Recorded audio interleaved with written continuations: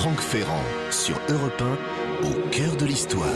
Les grands personnages vus par leur descendance et la thématique retenue par Franck Ferrand pour cette semaine spéciale d'au cœur de l'histoire sur Europe 1. Bonjour Franck. Bonjour Julia, bonjour à tous. Il y a, vous savez, de grandes familles de musiciens ou de soldats ou de juristes. Eh bien aujourd'hui, c'est d'une lignée d'ingénieurs que j'aimerais vous parler. Les Breguet se sont illustrés au plus haut niveau de l'horlogerie d'abord, puis de l'aéronautique. Et le Breguet en question, que vous avez invité aujourd'hui sur Europe 1, se prénomme Emmanuel. Voilà, il va nous parler de deux aïeux célèbres, Abraham Louis, le génie de l'horlogerie, qui est à l'origine des mythiques montres Breguet, et puis plus près de nous et de lui, le grand-père d'Emmanuel, Louis Breguet, qui a été au siècle dernier un des grands constructeurs d'avions en France. C'est d'ailleurs par lui que je vous propose de commencer.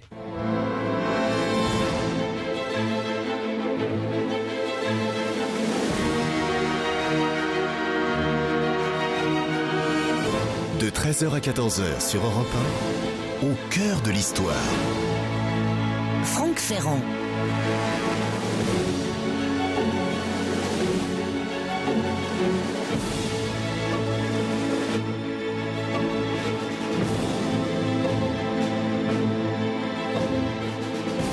Bienvenue dans une époque où tout paraît encore possible, où la science repousse chaque jour les limites du monde connu et du champ des possibilités humaines. Cette époque dont les expérimentations, parfois folkloriques, nous font volontiers sourire, c'est celle que l'on surnommera la Belle Époque, justement. Pas tout à fait par hasard. Ce temps-là voit Paris rayonner comme la ville-lumière et toute l'Europe communier dans une religion nouvelle, celle du progrès technique. Tout semble à portée de main, un peu comme dans l'extrême-orient d'aujourd'hui, le cinéma, l'automobile, avant tout l'électricité bien sûr, tout ça transforme la vie des gens. C'est une époque où l'on voit grand, les armatures métalliques poussent loin l'ambition des architectes, la Tour Eiffel, le Grand Palais, ce sont les réalisations d'une société qui a confiance en elle tout simplement. Et le héros de cette nouvelle société, celui qui incarne les valeurs du moment, c'est le tout-puissant ingénieur. À cette époque, les jeunes gens de bonne famille se doivent plus ou moins de suivre des études scientifiques et de décrocher leur diplôme d'ingénieur. C'est ce qu'a fait bien évidemment notre héros d'aujourd'hui, Louis-Charles Breguet. À l'automne 1907, vous voyez que nous sommes au cœur du cœur de la Belle Époque. Louis a 27 ans, bientôt 28. Ce jeune ingénieur de Supélec qui n'a jamais connu son père, il est orphelin depuis l'âge de 2 ans. Ce jeune ingénieur a repris la section électricité de la maison Breguet. Il s'agit d'une entreprise d'électricité qui se trouve à Douai, une entreprise de pointe qui, par exemple, vient de réaliser à l'époque des groupes électromoteurs pour 2 sous-marins. Mais ce qui passionne Louis, ce n'est pas d'aller sonder le fond des mers, c'est de s'élever dans les airs. Avec son petit frère Jacques, polytechnicien, et grâce au soutien puissant, nous allons y revenir, du professeur Richet. Le professeur Richet, vous savez, c'est une sorte de merveilleux professeur tournesol. Il est médecin et s'intéresse à tout, à l'hypnose, au pacifisme et même à l'aviation naissante. Richet sera plus tard prix Nobel de médecine pour ses travaux en matière d'immunologie. Donc, bien secondé, Louis Breguet vient de mettre au point un gyroplane à aile flexible. Ah oui, drôle d'engin, je vous le concède, comme un fantasme de la Renaissance, en vérité, l'ancêtre de nos hélicoptères. Le gyroplane, Louis Breguet, est une sorte d'immense structure tubulaire en forme de croix de Saint-André horizontale avec à chaque bout comme des ailes de moulin si vous voulez, horizontales elles aussi. Fin août, début septembre 1907, on essaie ce charmant monstre expérimental, d'abord dans une grande cour située à l'arrière de bâtiments industriels en briques rouges, on est dans le nord tout de même, puis sur le terrain de la Brayelle que nos auditeurs de Douai connaissent bien puisque c'est devenu le terrain d'aviation local. Apparemment, les essais sont assez concluants pour être présentés à l'Académie des sciences dans la foulée. Alors, pour essayer de se faire une idée un peu précise de ces fameux essais, qu'il serait juste de qualifier d'historiques, le plus sûr est de se reporter à une lettre que le jeune Louis Breguet lui-même adresse au président de l'Aéroclub de France. Je le cite tel que son petit-fils Emmanuel Breguet le cite lui-même. Le 24 août, écrit donc Louis Breguet, a eu lieu notre premier essai de vol. Après plusieurs démarrages du moteur, destinés à nous rendre bien compte de son fonctionnement, Monsieur Volumar, qui montait l'appareil, embrayait progressivement les 4 gyroptères. Le moteur prenait une vitesse de 1500 tours et la partie avant quittait nettement le sol. C'est encourageant cette affaire. Un homme se tenait à chaque extrémité. Celui qui se trouvait au gyroptère de droite arrière aidait à l'élévation de cette extrémité la plus paresseuse et tout l'appareil quittait le sol. Arrivé à une hauteur évaluée entre 50 et 60 cm, le gyroplane se maintenait immobile et n'était plus maintenu que latéralement par 2 hommes afin de l'empêcher de se déplacer et de venir toucher les constructions avoisinantes. Au bout d'1 minute, l'aéronaute ralentissait l'allure du moteur et le gyroplane reprenait contact très doucement avec le sol.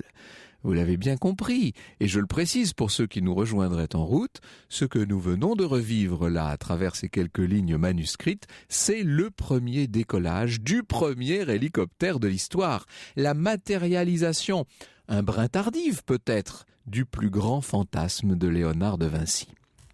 Nouvel essai. 14 jours plus tard, on est donc là le 7 septembre 1907. Ce nouvel essai, écrit Louis Breguet, fut arrêté par le mauvais réglage des embrayages. La mise au point de ces pièces mécaniques qui dura plusieurs jours permit de faire également quelques retouches et de modifier l'inclinaison des ailes. Dans un nouvel essai, cette fois le 17 septembre, nous ne pûmes, écrit Louis Breguet, retrouver la vitesse première du moteur, n'arrivant pas à dépasser 1250 tours par minute. On était à 1500 tours lors des premiers. Une modification du carburateur s'imposait afin d'augmenter la puissance par une carburation plus rationnelle. Un 4e essai, celui que l'on va pouvoir qualifier d'historique, a lieu le 20 septembre 1907. Je cite toujours la même source, la plus sûre et immédiate qui soit, puisqu'il s'agit de la relation qu'en donne Louis Breguet lui-même, presque à chaud, au président de l'aéroclub. L'ensemble était prêt le 20 septembre, écrit-il. L'essai eut lieu dans l'après-midi. Dès la mise en route, aussitôt les gyroptères embrayés, on put se rendre compte que le moteur donnait bien sa puissance. L'appareil quittait le sol franchement à une vitesse que l'on pouvait évaluer à 15 cm par seconde environ. Et déjà, les hommes placés comme dans la première expérience à chaque extrémité commençaient à se suspendre aux pièces qu'ils devaient maintenir, l'appareil étant soulevé de presque une hauteur d'homme, 1,50 m environ.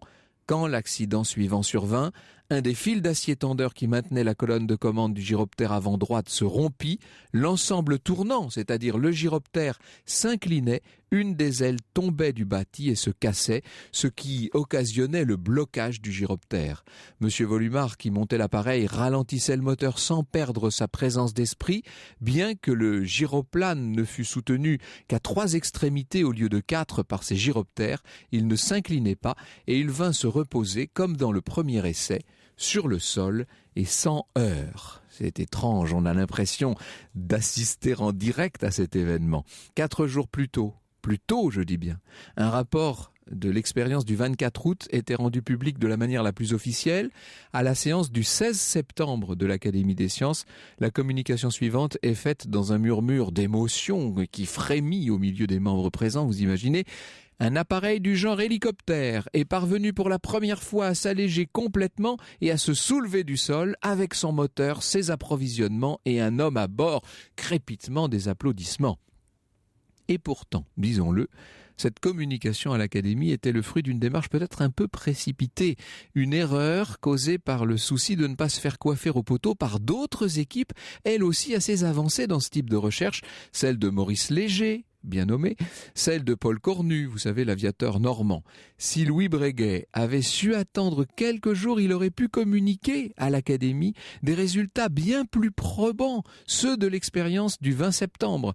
Mais on aurait mauvaise grâce à lui reprocher, à lui l'inventeur de 27 ans, à lui l'inventeur du premier hélicoptère volant, même s'il ne décolle, vous avez compris, que d'1,50 m, enfin tout de même, on aurait mauvaise grâce à lui reprocher sa précipitation juvénile.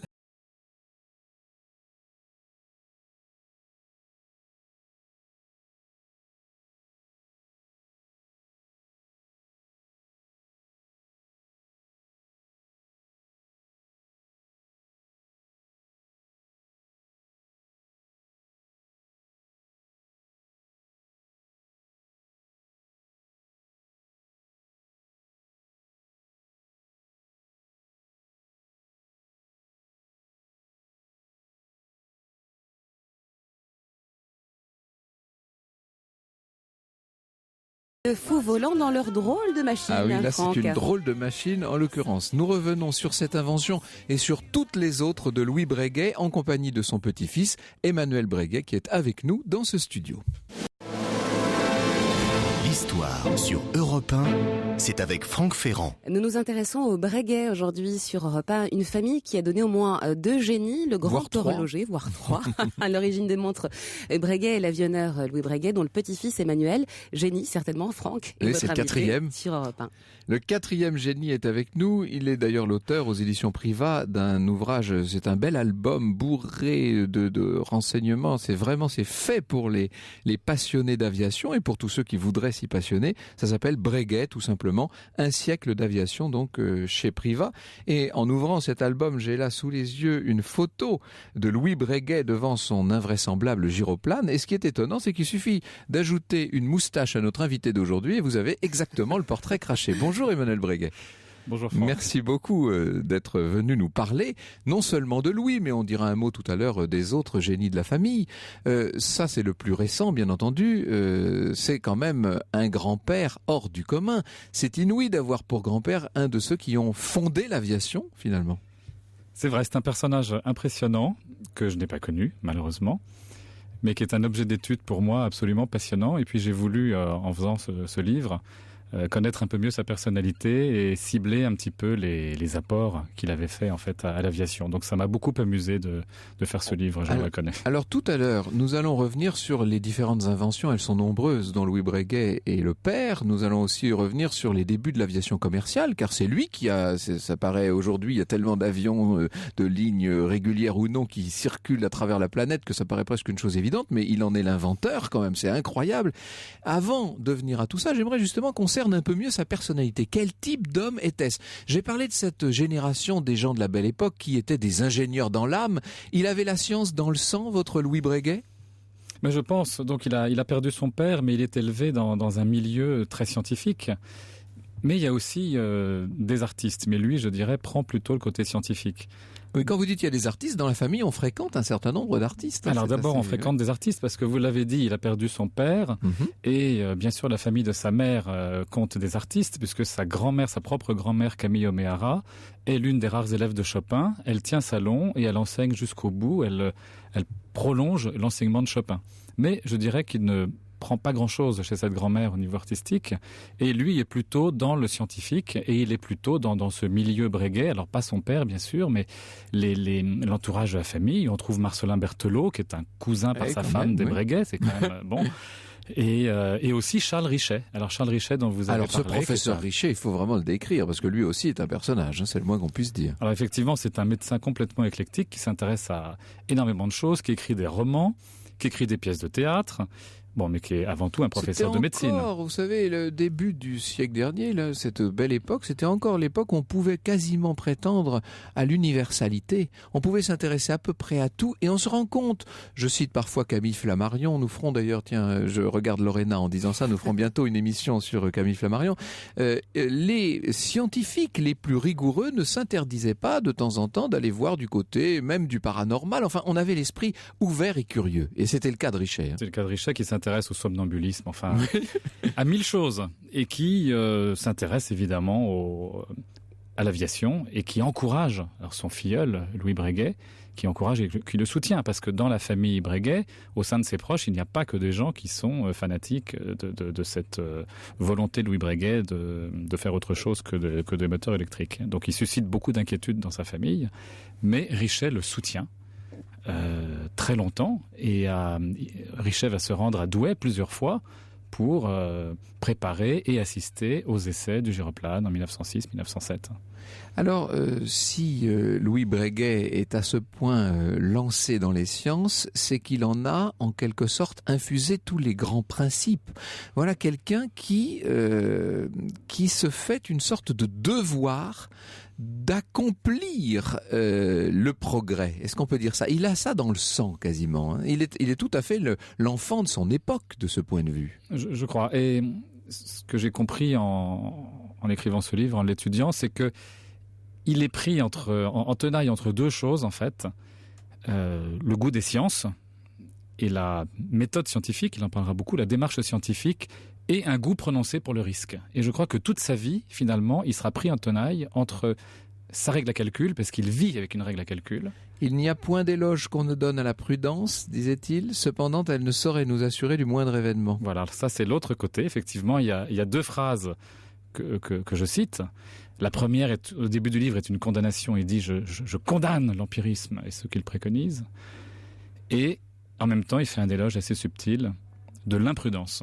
Et je vois que toute sa vie sera entre ces deux thèmes, en fait. Vous verrez en même temps, vous admettrez quand même qu'il y a une relative dissociation, qu'il y a il y a quand même une contradiction entre les expériences que mène Louis Breguet avec son gyroplane. On est quand même dans l'empirisme assez prononcé, et puis ce refus de l'empirisme, ce goût, cette passion pour la mathématique.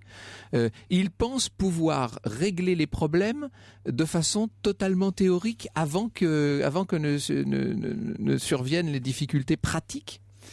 Alors c'est vrai qu'on trouve trace dans la vie du chef d'entreprise qu'il fut aussi cette démarche mathématique. À un moment donné, il écrit même que les principes de gestion de l'entreprise doivent répondre quasiment à des règles mathématiques. Alors ça, c'est le côté un peu scientiste, qui est peut-être l'héritage de sa jeunesse et d'un milieu assez scientiste, fin 19e, qu'il a fréquenté.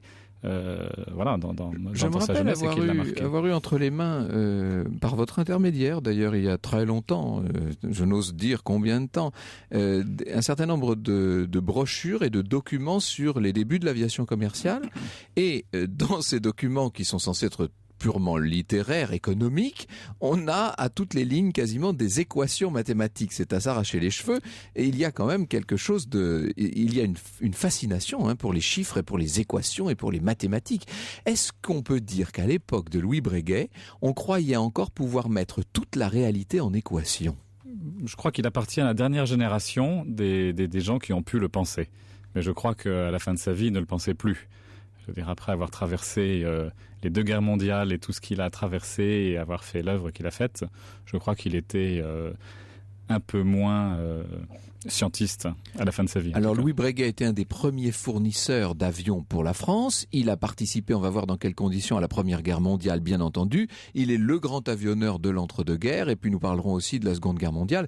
Bref, c'est un personnage qui a joué un rôle majeur dans l'industrie aéronautique française. C'est un nom évidemment qui est resté, Breguet, mais nous allons essayer derrière ce nom-là de voir quelles sont les inventions, quels sont les avions, quelles sont les créations dont nous lui sommes redevables. Jusqu'à 14h sur Europe 1. Plongez au cœur de l'histoire avec Franck Ferrand. Et nous sommes toujours avec Emmanuel Breguet, historien, descendant du grand horloger Abraham Louis et de Louis Breguet, célèbre avionneur. Il est l'auteur, Emmanuel de Breguet, Un siècle d'aviation aux éditions Privat, Franck. Et je feuillette, pendant que vous parlez là, Julia, je feuillette cet album, donc Breguet, Un siècle d'aviation, et ça donne le tournis, le nombre de modèles qu'il a pu créer. Alors là, je suis à la page hydravion, parce qu'il a aussi été le pionnier des hydravions, l'inventeur, on peut le dire? Pas tout à fait, mais parce que le premier hydroaéroplane a été fait par Henri Fabre, mais Breguet, en tout cas, participe à des concours d'hydravions avant la guerre de 14 et en remporte un certain nombre. Et effectivement, au cours de sa carrière aéronautique, mettra au point pas mal d'hydravions. Alors, pendant cette guerre de 14, il va jouer un rôle essentiel. Au début, l'état-major français ne croyait pas à l'aviation comme moyen d'emporter des armes et comme moyen de combat. Et puis peu à peu, on s'est rendu compte que ça allait peut-être faire la différence. Alors, en fait, pendant cette guerre de 14, il va jouer un rôle majeur en tant qu'industriel, ça on y reviendra. Mais je dirais, en tant que personne privée, il fait cette chose extraordinaire qu'est la reconnaissance du 2 septembre 1914, qui va décider de la bataille de la Marne. C'est ça. Parce que Louis Breguet piaffe d'impatience. À l'époque, rien n'est fait pour les industriels qui fabriquent des avions, donc il est tout simplement mobilisé et il s'embête un peu. Et le 2 septembre, il prend son avion et il va faire cette reconnaissance au-dessus de la Seine-et-Marne. Et il en revient complètement bouleversé, lui et son observateur Watteau, parce que ce qu'il voit est une surprise totale.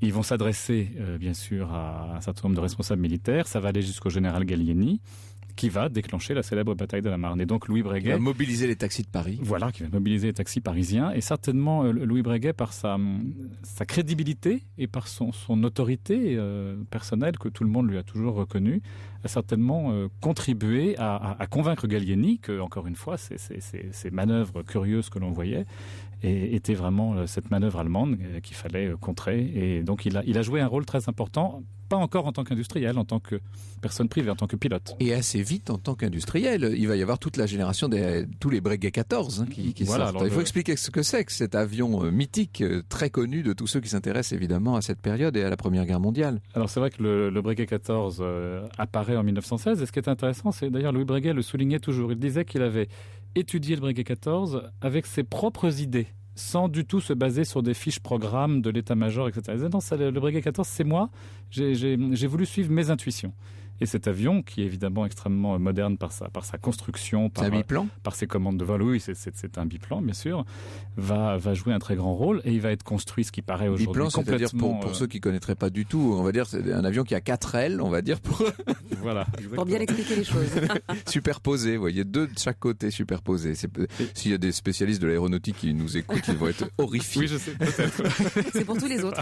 Mais ce qui paraît absolument invraisemblable, c'est que cet avion a sans doute été produit à 10 000 exemplaires. Enfin, ce qui fait rêver. Quand je pense qu'aujourd'hui, les gouvernements hésitent des années avant de commander 50 avions. ou 60 ou quelquefois 15 avions.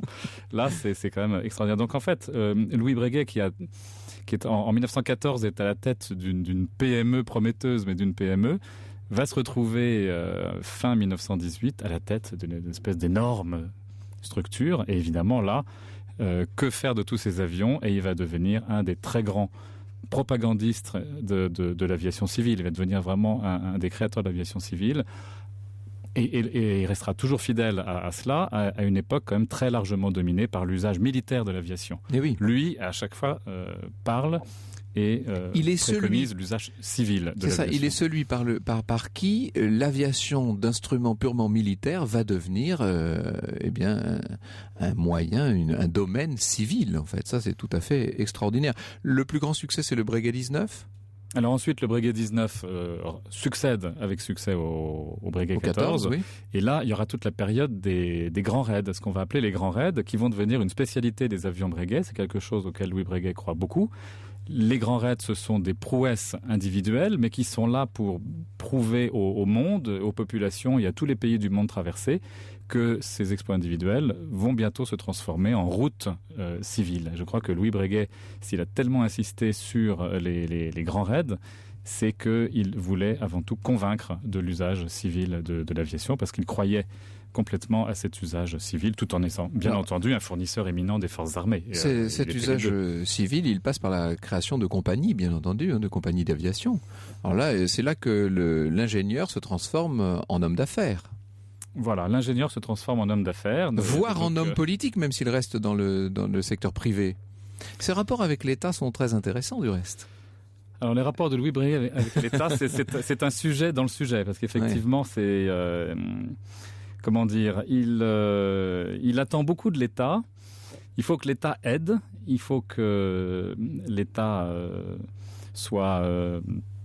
fasse la promotion de l'œuvre des industriels, mais l'État ne doit pas se substituer et l'État ne doit absolument pas gouverner les entreprises. Ça, c'est quelque chose. L'État doit financer, mais en aucun cas gouverner. Il ne doit pas non plus participer au capital. Enfin, il a une vision aussi peut-être avant-gardiste, mais donc ses rapports avec l'État ne sont pas toujours excellents. Mais voilà, parce que ces compagnies aériennes, donc ils créent d'abord les messageries aériennes en 1919, qui vont fusionner avec les grands express aériens pour créer Air Union, et c'est d'Air Union que naîtra évidemment en 1933 que naîtra Air France. Voilà, avec 4 autres compagnies. Effectivement, c'est la naissance d'Air France, et Louis Breguet, en tant que président d'Air Union, l'une des plus grosses compagnies, la plus grosse compagnie en termes de nombre de voyageurs transportés en tout cas, va effectivement co-signer l'acte de création d'Air France.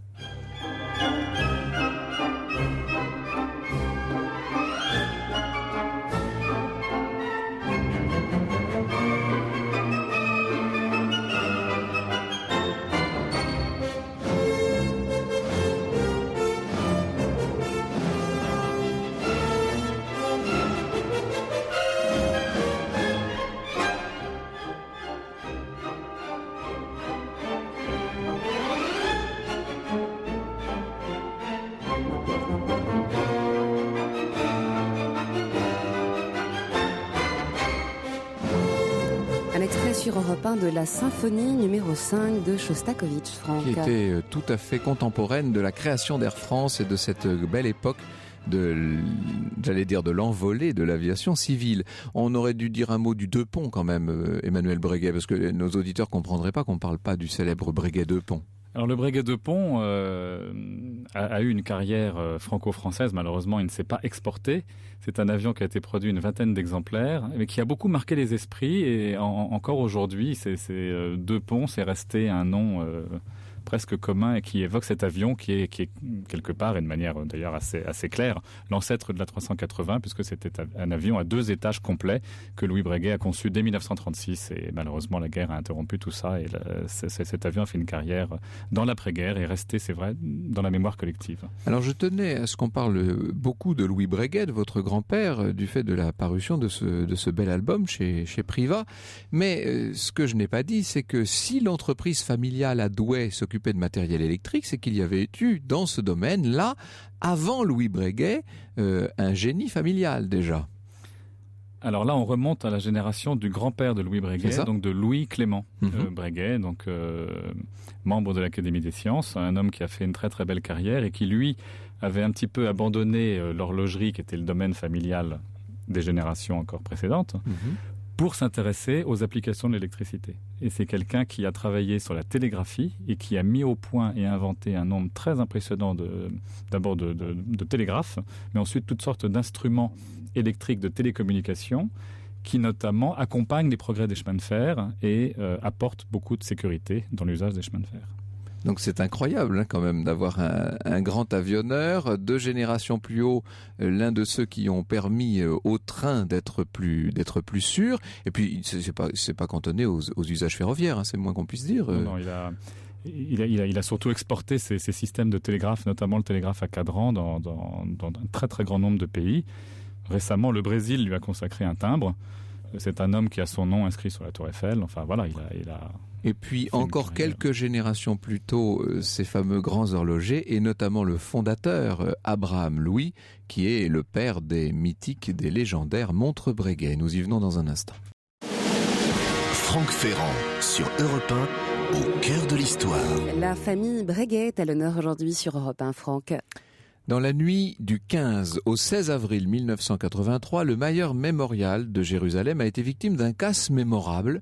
Au nombre des chefs-d'œuvre dérobés cette nuit-là, comptait la fameuse montre Breguet numéro 160, une montre qu'on connaît mieux sous le nom de montre Marie-Antoinette. Je vous donne la description technique de l'objet.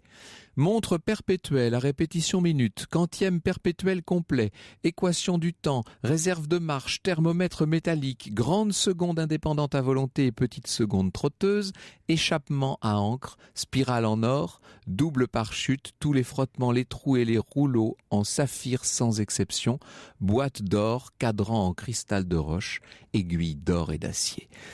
Pourquoi avait-on surnommé ce chef-d'œuvre absolu la montre Marie-Antoinette ? Eh bien parce qu'il avait été commandé discrètement quelques années avant la Révolution par l'intermédiaire d'un officier aux gardes de la reine et que sa destination ne faisait pas beaucoup de doute. Son inventeur, c'est évidemment l'horloger suisse Abraham Louis Breguet, qui du reste était déjà à l'époque le fournisseur attitré de la reine. Dès 1782, Breguet avait déjà obtenu par l'entremise du comte d'Artois, donc par l'entremise du beau-frère de Marie-Antoinette, sa première commande pour la reine, la montre perpétuelle numéro 2, qu'il avait terminée en octobre. Le roi lui-même va commander une montre dans la foulée qui sera livrée en décembre de l'année suivante et c'est entre ces 2 dates qu'est donc passée commande pour une autre montre, intégrant tous les perfectionnements imaginables à l'époque, aucun budget à suivre, aucun délai à respecter. Vous imaginez cette espèce de fantasme pour un créateur. Les seules limites fixées au chef-d'œuvre seront celles du génie d'Abraham Louis. Vous imaginez si l'horloger s'attelle bien sûr à la tâche, il y travaille régulièrement dans les années 1785-90, mais le chef-d'œuvre est loin d'être achevé au moment où vacille la monarchie française. Il faut savoir que Abraham Louis Breguet est lui-même jacobin, c'est devenu le citoyen Breguet, il met du temps à prendre ses distances à l'égard de la Révolution. C'est néanmoins à lui que vont s'adresser les souverains captifs au Temple lorsqu'il s'agit de remplacer la montre dérobée sur la reine pendant le sac des Tuileries. La Breguet numéro numéro 179, une montre à répétition très simple en acier va être livrée le 4 septembre 1792 au pire moment. Elle accompagnera Marie-Antoinette dans sa longue sa marche au supplice avant d'être portée fidèlement et jusqu'à sa mort par celui qui devait devenir plus tard le roi Charles X. Mais une fois la reine disparue, Abraham Louis Breguet n'a pas oublié son grand défi de la montre d'or. Ce n'est que vers 1809 que l'horloger confie la réalisation du prototype à l'artisan Michel Weber, l'un des meilleurs de son atelier. La montre est probablement achevée entre 1815 et 1827, mais elle ne laisse curieusement aucune trace sur les registres commerciaux de la maison. On la retrouve en 1838 dans le gousset d'un obscur marquis qui la dépose pour révision et qui ne revient jamais la chercher. Voilà comment elle est revenue dans le giron de la famille Breguet. Plus tard, en 1887, la montre sera cédée à un gentleman anglais, puis elle passera de main en main jusqu'à la collection de Sir David Salomons qui la lègue à la fondation israélienne où elle sera dérobée en 1983. Je vous rassure, depuis, la montre Marie-Antoinette a été retrouvée. C'était en 2007 et ça a été un grand soulagement pour vous, j'imagine, Emmanuel Breguet. C'était une très très bonne nouvelle parce que ce chef-d'œuvre a réapparu. Et aujourd'hui, on va de nouveau pouvoir l'admirer. Je suis le maître du temps et je connais toutes les techniques pour maîtriser la mécanique. Et quand je tourne les aiguilles, je change le cours des événements. Avant l'heure, ce n'est pas l'heure. Je suis le maître du temps. J'ai la maîtrise de vos espoirs. Des engrenages, des remontoirs et des rouages enroués qui ralentissent le cours du temps. Extrait du spectacle pour enfants d'Oti et le magicien d'Oz, le maître du temps. Patricia nous dit par internet, vous oubliez Clémentine Célarié dans les célèbres descendants Breguet. C'est tout à fait exact. Ah ben voilà. Chère Clémentine Célarié, grande comédienne, c'est une totale sincérité qui est merveilleuse. Et qui descend elle aussi d'Abraham Louis elle descend de Louis Breguet, c'est une arrière-petite-fille de Louis Breguet. Mais il y a également, on peut citer aussi Pierre Jox comme descendant de la famille Breguet, par sa mère, par sa grand-mère Louise Lévy, pardon. Alors, Abraham Louis, c'est quand même on a vu que Louis Breguet est un homme d'une importance fondamentale. Louis Clément aussi, qui mériterait d'ailleurs peut-être qu'on lui consacre plus de place. Mais le grand fondateur, c'est Abraham Louis. C'est l'artiste de la science, si je puis dire. Ce plus grand horloger de tous les temps. Emmanuel Breguet, je vais vous faire rougir en disant ça. Certains disent effectivement qu'il est le plus grand horloger de tous les temps. Je suis enclin à le penser. Et c'est surtout un homme qui est à la fois un artiste et un ingénieur. Parce que dans son œuvre, enfin lui, il révolutionne l'horlogerie. C'est qu'il y a véritablement un avant et un après. Abraham Louis Breguet, donc il est lui effectivement un savant dosage de scientifique, parce que c'est encore une fois un ingénieur de très haut niveau, et c'est un artiste. Toutes ses montres ont une beauté, une finesse, et il fait entrer l'horlogerie dans le néoclassicisme d'ailleurs. C'est très net. Alors c'est toujours un peu délicat de parler d'horlogerie à la radio parce que ce sont des considérations qui deviennent très vite techniques, mais aujourd'hui vous avez bien compris que nous consacrons cette émission à toute une lignée de grands ingénieurs, donc il est difficile de ne pas entrer d'une façon ou d'une autre dans la technique. Quelles sont les inventions d'Abraham Louis Breguet en matière d'horlogerie? Qu'est-ce qu'on lui doit à lui? On lui doit énormément de choses. On lui doit d'abord d'avoir fait fonctionner la première montre automatique, donc plus besoin de la remonter parce qu'une masse bouge derrière le mouvement. C'est-à-dire qu'il suffit de bouger le bras pour que la montre se recharge toute seule. Se remonte. Enfin, à l'époque, c'était pas sur le bras, c'était dans la poche, mais enfin, il suffisait d'avoir une vie normale. Un peu de mouvement, pour que le mouvement naturel du corps remonte.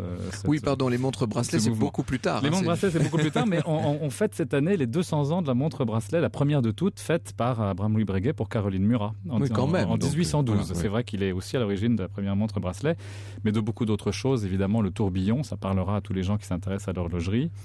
Le ressort-timbre pour les montres à répétition, ça fait gagner énormément de place puisque le marteau tape sur une petite lame et non plus sur une cloche. et toutes sortes de perfectionnements, les montres à tact, enfin la pendule sympathique qui remonte une montre qui est placée à son sommet, enfin tout ça, ça va énormément séduire, non seulement en France, mais dans toute l'Europe. Enfin c'est ça, il a une clientèle absolument phénoménale.